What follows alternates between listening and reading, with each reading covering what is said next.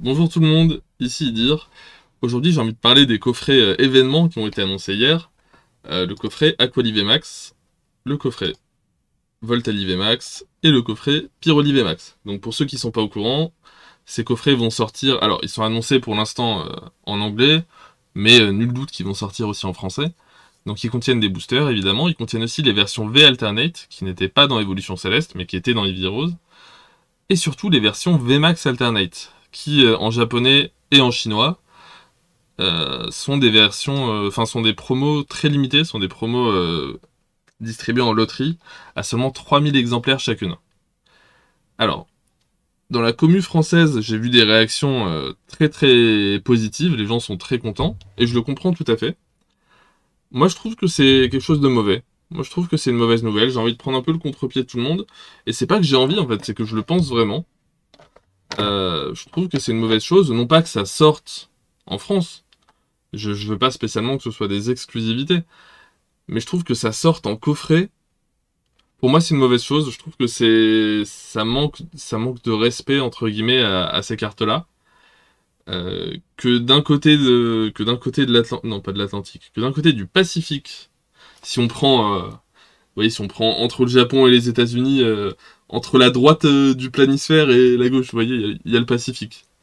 Ouais, que d'un côté du Pacifique, ces cartes-là soient des cartes ultra limitées, 3000 exemplaires qui vont coûter une blinde, et que de l'autre côté du Pacifique, elles coûtent rien et que ce soit des vulgaires cartes promo. Et je dis vulgaires parce que, comment dire, les coffrets en France du moins, c'est vulgaire. Voilà, pour moi c'est vulgaire dans le sens où si on prend les derniers coffrets sortis par exemple, coffret complexe, ça c'est une honte, ce coffret. Ils vous ont mis en promo une carte qui est une carte de série qui est déjà sortie. Pareil pour le coffret Fenard. Voilà, celui-ci, same shit. Et il y a le Dratak et le je sais plus quoi. Voilà, pour moi, ça c'est des manques de respect, ce genre de coffret.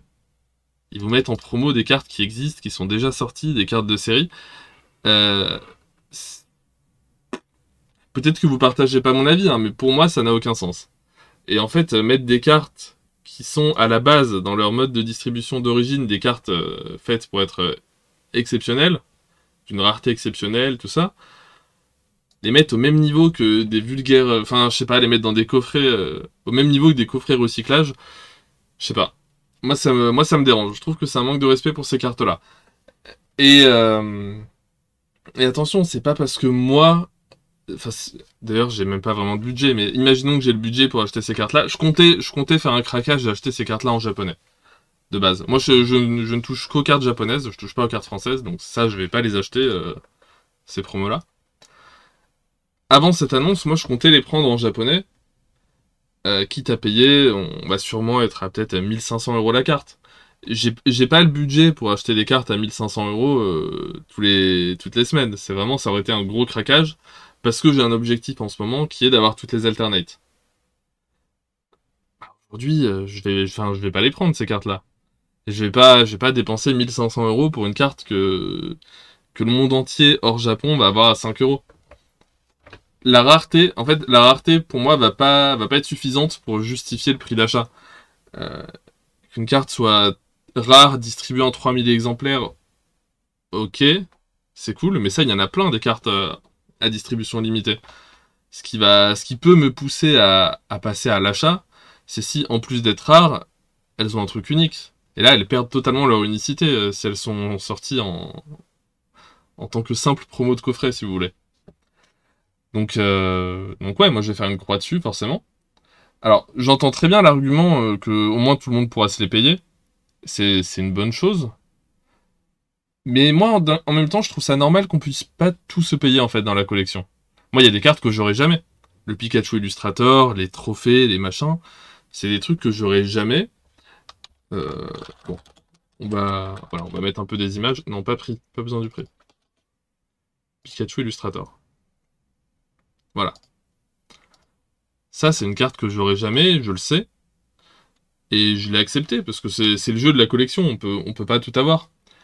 On peut pas tout avoir, et c'est très bien comme ça.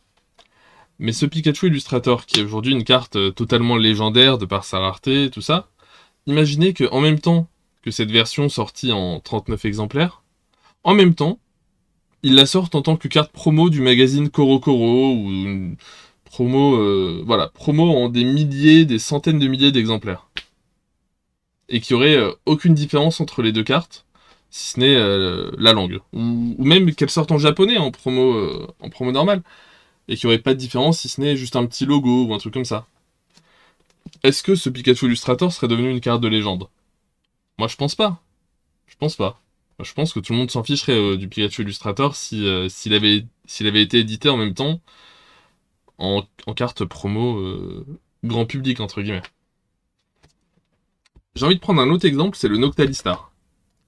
Noctalistar, alors Umbreon Star.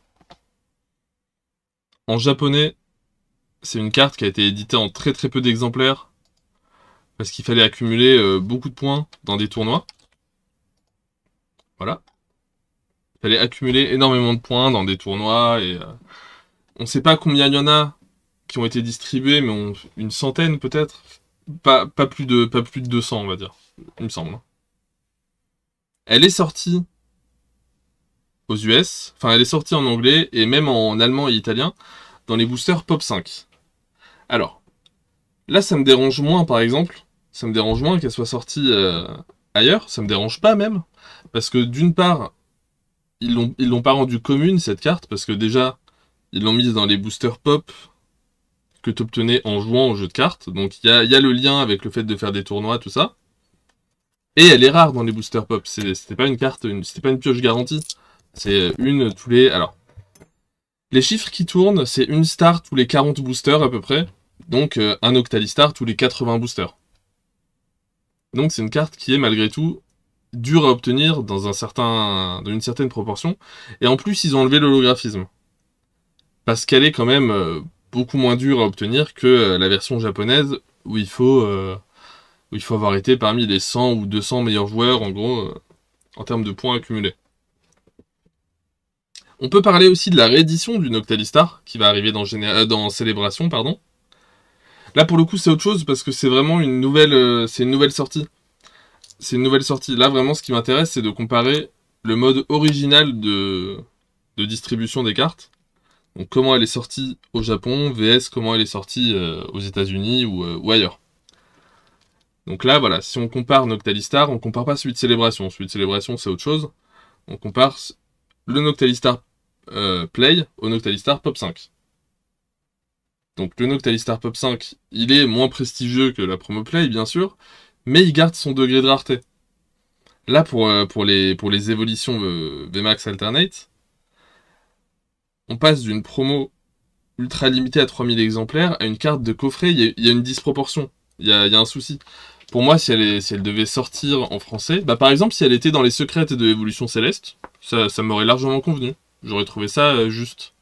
Déjà, c'est une carte qui a totalement sa place dans la série Évolution Céleste, vu que c'est quand même pas mal centré sur les évolutions. Et c'est dur à piocher. Donc ça rend honneur à ces cartes-là, qui sont les VMAX Alternate. Les VMAX Alternate, depuis que ça existe, ça a toujours été les cartes maîtresses des séries. On peut prendre un autre exemple de carte, alors pour le coup un exemple parfait, qui m'a été donné par Omerkun, merci à toi, de cartes qui ont été distribuées justement en promo loterie, au Japon, en très peu d'exemplaires, entre 1000 et 5000, et voir comment elles sont sorties en France. C'est la série Appel des légendes. Alors, Appel des légendes. Les SL de Appel des légendes, tout ça là. Au Japon, c'est sorti en loterie. Toutes ces cartes là. C'est sorti en loterie. Il y en a 6 qui sont sortis en 1000 exemplaires et 6 qui sont sortis en 5000 exemplaires. Ok. Ce qu'ils ont fait pour sortir ces cartes-là en Occident, c'est qu'ils ont créé toute une série autour. D'ailleurs, il y a plein d'artworks qui sont exclusifs à l'Occident. Il y a plein d'artworks qui n'existent pas en japonais. Ça, par exemple, ça n'existe pas en japonais. À peu près toutes les holos, je crois, n'existent pas en japonais. Ils ont créé toute une série. Et ils ont mis ces cartes-là en tant que secrètes de la série. Donc, ils ont ils ont gardé une notion de rareté, en fait. Ils les ont mises comme étant la rareté maximale. C'est moins rare que les cartes qui existent en 1000 exemplaires, mais on n'a pas les moyens en Occident de faire des cartes en 1000 exemplaires, peut-être, je sais pas. Mais on a quand même gardé une notion de rareté. Et je trouve que c'est important. Et c'est ce qui fait aujourd'hui la popularité de l'appel des légendes. Si on enlève les SL, qui s'intéresse à l'appel des légendes? Il y a de belles cartes, attention, il y a de très belles cartes.